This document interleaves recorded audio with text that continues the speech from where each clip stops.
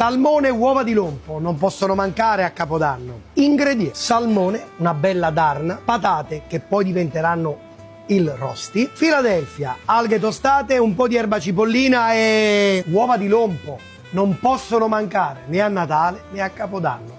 Prepariamo la tartare di salmone che sarà condita in maniera molto semplice, però buona. E giù di coltello.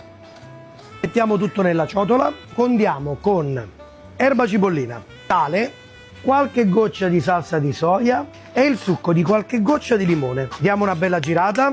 Mi raccomando, conditela appena prima di servirla. Siamo mediterranei, mettiamolo un filo d'olio d'oliva e, se gradite, una leggera macinatina di pepe e un po' di buccia di limone. Andiamo a friggere 160 gradi, così diventa bello croccante croccante.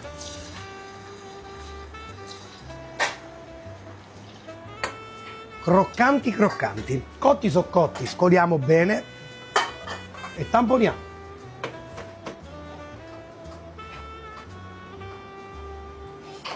Lo prepariamo come un bel sushi, la nostra Philadelphia. Mettiamo un pochettino di alga nori tostata, così. Le nostre uova di lompo anni 80, un po' di verde per ravvivare. E se fate i bravi, vi do anche la ricetta del rosti.